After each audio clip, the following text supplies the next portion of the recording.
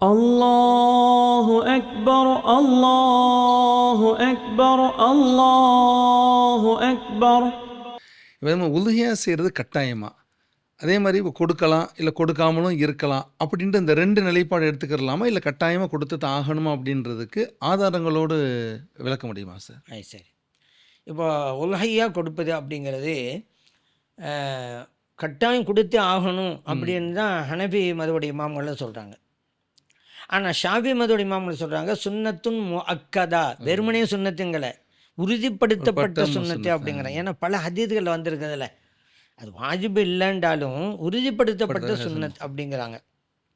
சரி, ரெண்டு இமாம்களும் இந்த கருத்துகளுக்கு ஆதாரமாக குர்ஆன் ஹதீஸை தான் கொண்டு வர, அதான் மதஹபுங்கிறது.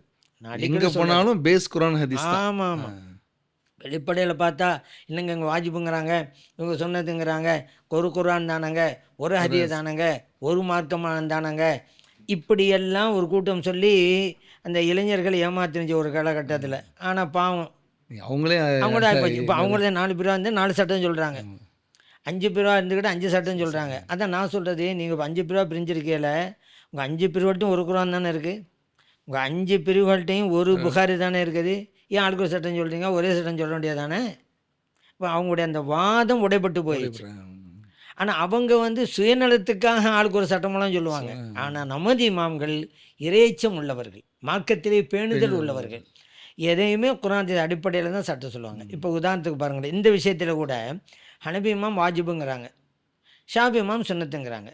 ஹனபி இமாம் ஏன் வாஜிபுன்னு சொன்னாங்க, கட்டாம்னாங்க? அவங்க ஆயத்துகளையும் ஹதீஸையும் முன்னாடி இறைவன் குர்ஆனில் ஃபஸல்லி லிரப்பிக வன்ஹர், இறைவனை தொழுங்க, அதான் பெருநாள் தொழுகை. வன்ஹர் பிராணி அடுத்து பலியிடுங்க. இது கட்டளை சொல், கட்டளை வார்த்தை.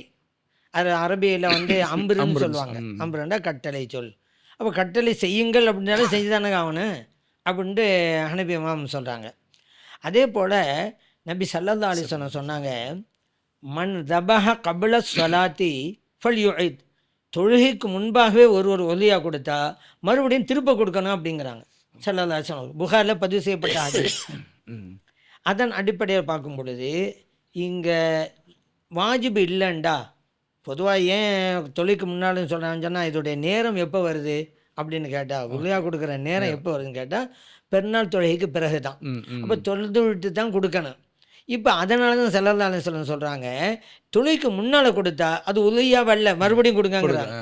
அப்போ கட்டாயம் என்பதால் தானே அது செல்லாது, திரும்பவும் கொடுங்கங்கிறாங்க. கட்டாயம் இல்லைண்டாக்கா சும்மா விட்டுருப்பாங்கல்ல. அப்போ திரும்ப கொடு அப்படிங்கும் பொழுது அது கட்டாயத்தை தான் அறிவிக்குது. அதே போல் நபி ஸல்லல்லாஹு அலைஹி வஸல்லம் அவர்கள் ஹிஜ்ரத்துக்கு பிறகு மதீனா ஷரீஃபில் 10 ஆண்டு காலங்கள் இருந்தாங்க. 10 வருஷமும் விடாமல் உலுஹியா கொடுத்தாங்க. திருமதியில் பதிவு செய்யப்பட்ட ஹதீஸ். அப்போ ஸல்லல்லாஹு அலைஹி வஸல்லம் ஒரு தடவை கூட விடாமல் தொடர்ந்து செய்கிறான்னு சொன்னால் இது கட்டளை தான் அறிவிக்கிறது அப்படிங்கிறது ஒன்று. இன்னொன்னையும் சொல்கிறாங்க ஹனபி இமாம் அவர்கள், நபி ஸல்லல்லாஹு அலைஹி வஸல்லம் அவர்கள் பயணத்தில் கூட விடவில்லை. ஊரில் மட்டும் இல்லை, பயணத்தில் விடலை. இது முஸ்லிமில் பதிவு செய்யப்பட்ட ஹதீஸ். இதையெல்லாம் வச்சு தான் உலுஹியா கொடுக்கறது வாஜிப், கட்டாயம் அப்படின்னு அவங்க சொல்கிறாங்க. அதே நேரத்தில் ஷாஃபி இமாம் அவர்கள் சுன்னத்துங்கிறாங்க. அவங்களும் ஹதீஸ் தான் கொண்டு வர்றாங்க. ஏன்னு அப்படி கேட்டால் நபி ஸல்லல்லாஹு அலைஹி வஸல்லம் ஒரு சட்டம் சொன்னாங்க, நமக்கெல்லாம் தெரியுமல்லவா, இந்த உலுஹியா கொடுக்க முடிவு பண்ணிட்டாக்கா துல்ஹஜ் பிற 1 இருந்து நகம் முடியெல்லாம் வெட்டாமல் இருக்கணும்ல.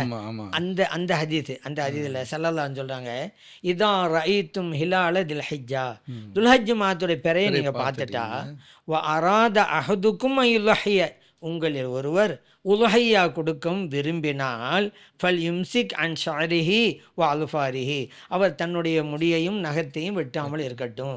முஸ்லிமில் பதிவு செய்யப்பட்ட ஹதீஸ். இந்த ஹதீஸில் நபி ஸல்லல்லாஹு அலைஹி சொல்கிறாங்க, உங்களில் ஒருவர் உலுஹியா கொடுக்க விரும்பினால். இப்போ விருப்பம் என்பதே செய்யலாம், செய்யாமல் இருக்கலாம். அப்போ ஏன்னா கட்டாயம் கொடுங்க அப்படின்னு சொல்லலையே, இந்த ஹதீஸ் நமக்கு விருப்பத்தில் விட்டு விட்டது. அப்போ அதனால் சொன்னது.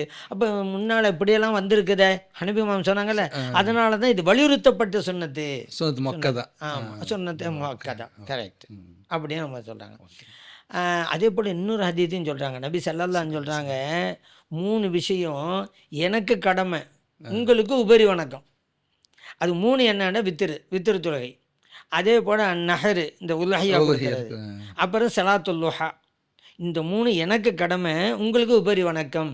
இது அஹ்மதில் பதிவு செய்யப்பட்டிருக்கு. இந்த ஹதீஸையெல்லாம் ஆதாரமாக வச்சு தான் ஷாஃபி இமாம் சொல்கிறாங்க, இது கட்டாயங்கிறது இல்லை, சுன்னத்து முஅக்கதா, வலியுறுத்தப்பட்ட உறுதிப்படுத்தப்பட்ட சுன்னத்து அப்படிங்கிறாங்க. ஓகே. الله أكبر الله أكبر الله أكبر